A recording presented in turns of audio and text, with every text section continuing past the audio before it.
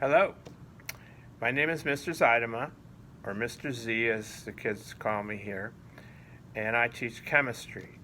I also teach AP chemistry and I teach a couple sections of physics this year. My master's degree is in chemistry. I have been a teacher in public and private ed both for over 40 years, and I have also been married for over 40 years.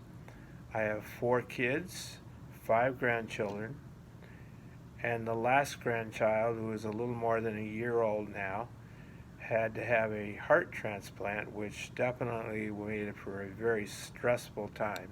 But she is doing extremely well right now, and we are very happy she's at home, and it's wonderful. The way this class works is that on Sunday night or Monday morning, I post on Google Classroom a calendar for the week. It lists everything we're going to do that week by day. And there will also be in that folder sometimes some of the assignments, and the rest will be added throughout the week as we go.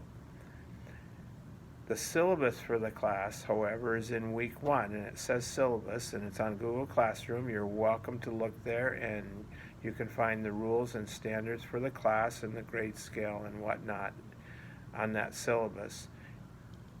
Homework is most days, and there is nothing more important, I think, than anything else in chemistry than to do practice for what you do.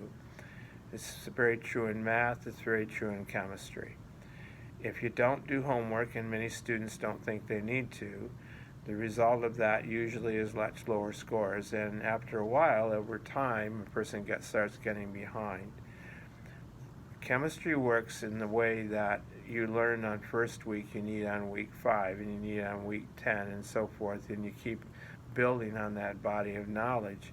So if you miss a couple of weeks of work or knowledge base, that makes it very difficult to understand chemistry. If you don't know how to write a formula, you can't do an equation, for example. We give quizzes roughly once a week. They're usually open note quizzes. There are tests that come after that for each unit, and those tests are usually closed book, closed notes, no internet, etc. The issue is students, to prepare for them, need to prepare to study, but they also need to do the quizzes successfully, or at least learn from their mistakes.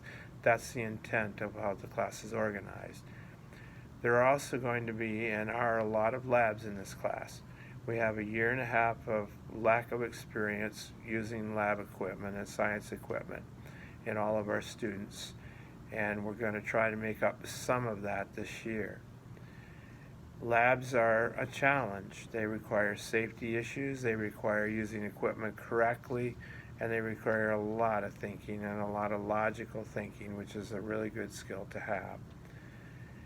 We also do tutoring. I tutor 4 lunches a week, except for Wednesday usually, which is a short day. I do tutoring for Health Academy, and anybody can come to this assignment. I assigned 7:30 to 8:20 on Mondays, a lousy time, but that's the time we had available. And then I usually do at least one more somewhere before we have an assessment for a unit, and usually those are after school. That's kind of gives a lot of support, and I give as much support as I can to each kid that maybe is struggling in chemistry. It's a hard class. I can't, say it's not.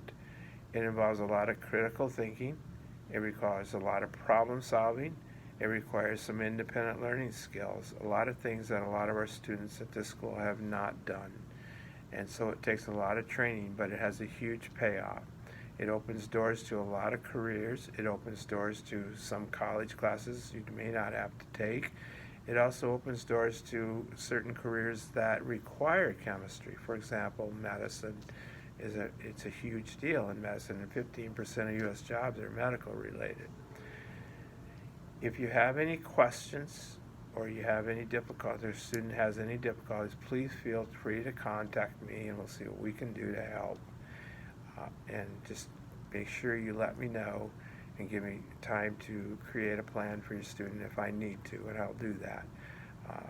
They can't exhaust the help I can give them. So thank you. Bye.